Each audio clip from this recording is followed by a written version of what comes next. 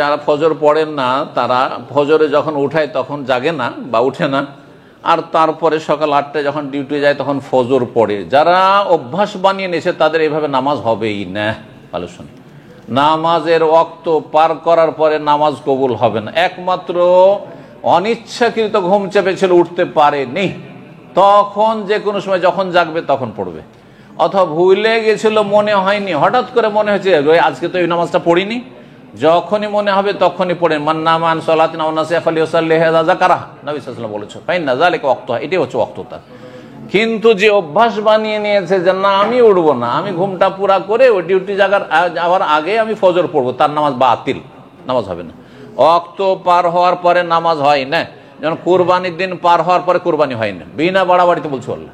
আচ্ছা, কুরবানি কেউ 13 জিলহজের পরে, কেউ যদি 14 জিলহজে কুরবানি করে, বড় একটা উট করলো, এটা খাসি করতো 10, 11, 12তে, উট কুরবানি করলো 14 তারিখ, হবে?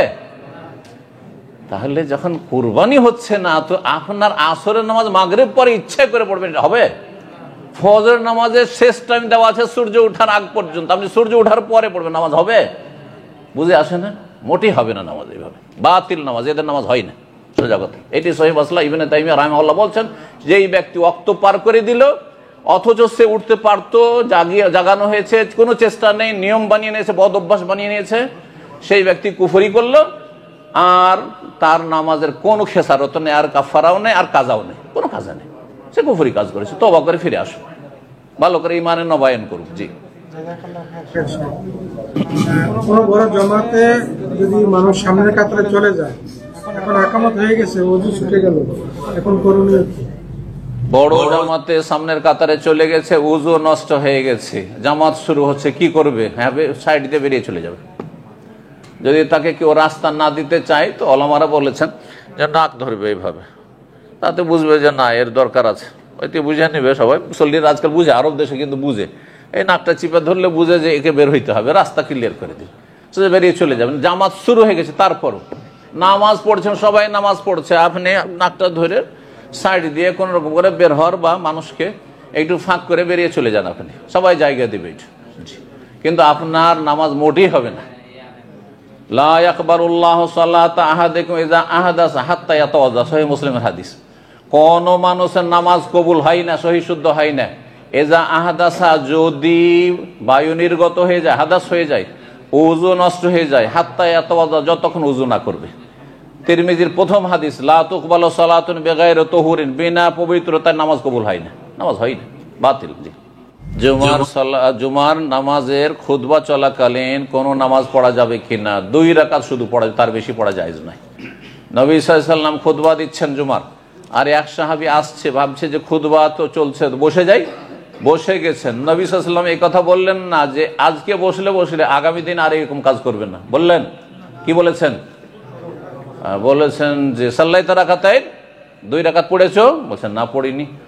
হ্যাঁ, আগামীতে আর এরকম করিও না, বললেন? বলছেন কম, দাঁড়াও, ফাসাল্লি রাকাতাইন, 2 রাকাত নামাজ পড়ো। ইযা জা আহাদুকুম ইয়াউমাল জুমআতি ওয়াল ইমামু ইয়াখতুবু, হাদিসে রয়েছে, খুতবা অবস্থায় যদি কোনো মানুষ চলে আসে, ইমাম খুতবা দিচ্ছে, ফালা ইয়াজলিস হাত্তা ইয়ারকা রাকাতাইন, যতক্ষণ 2 রাকাত না পড়বে ততক্ষণ বসবে না। সহিহ হাদিস, সহিহ বুখারী হাদিস। যে কোনো সময় মসজিদ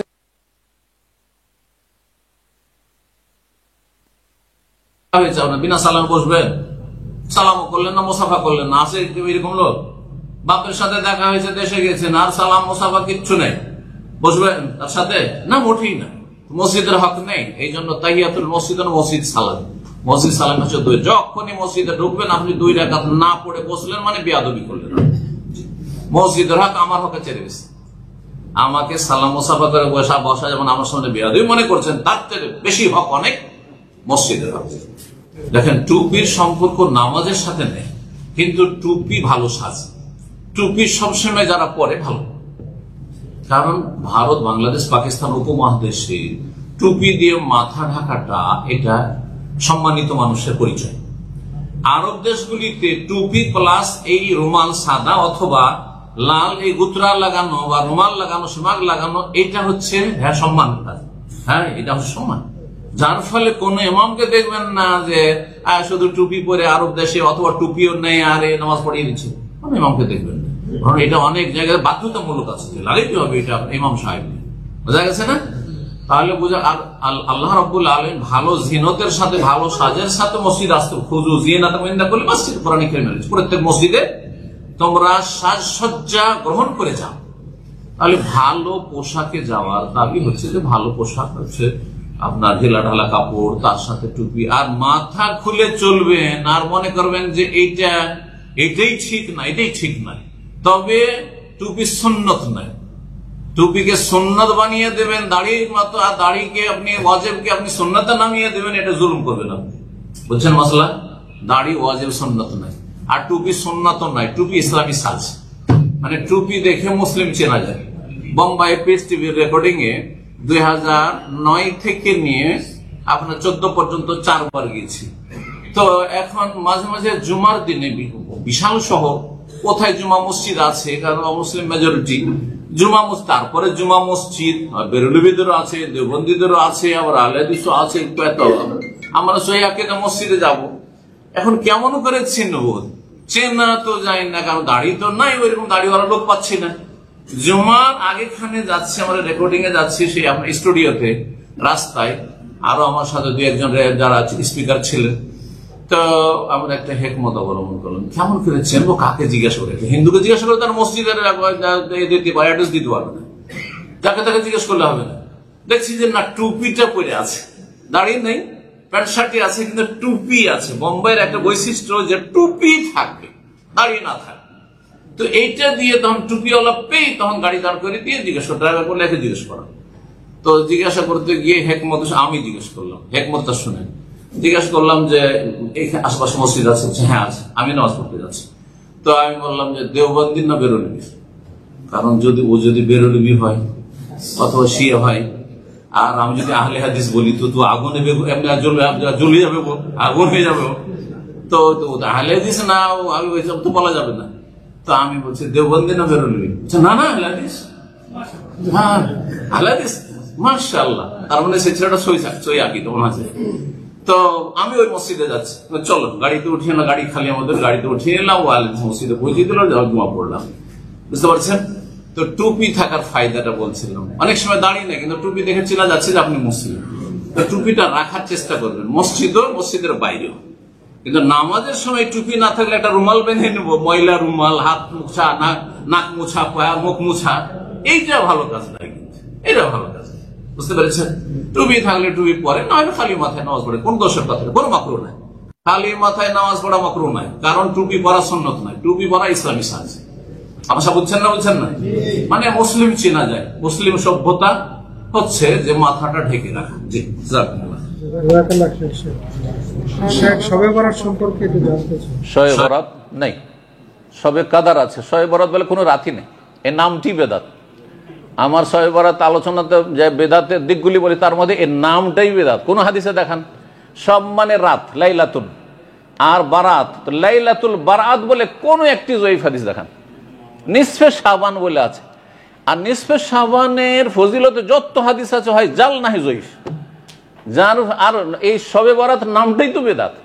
না হলে দেখান, স্পষ্ট ভাষা বলছি যে কাউকে বলেন যে লাইলাতুল বারাত, মানে সব কথাটি তো ফার্সি শব্দ, ওর আরবি লাইলাতুল বারাত বলে একটি হাদিস শেখ মতিউর রহমান চেয়েছে। যদি এনে দিতে পারে তাহলে আমি শবে বরাত করবো, জান, না হলে তো অবাক করে ফিরে আসেন। শেখ রুকু থেকে উঠে বুকের উপরে হাত বাঁধা কি বিদআত? রুকু থেকে উঠে বুকের উপর হাত বাঁধা বিদআত, এই কথাটি বাড়াবাড়ি। এই ফতোয়া একজন আলেম শুধু দিয়েছেন বড় আলেমদের মধ্যে, কিন্তু সেটা বাড়াবাড়ি। যদি এটাকে আপনি সুন্নত মনে করেন তাহলে পালন করবেন, আর না হলে আপনার কাছে সুন্নত না, আপনি করবেন না। কিন্তু বেদাত বলা এটা বাড়াবাড়ি, বেদাত বলা জায়েজ না। আপনার কাছে ভুল, আপনি করিয়েন না, আর যার কাছে সহি তাকে করতে দেন। এখন এটির কোনটি ঠিক, সবাই আপন আপন দলিল দিয়েছে।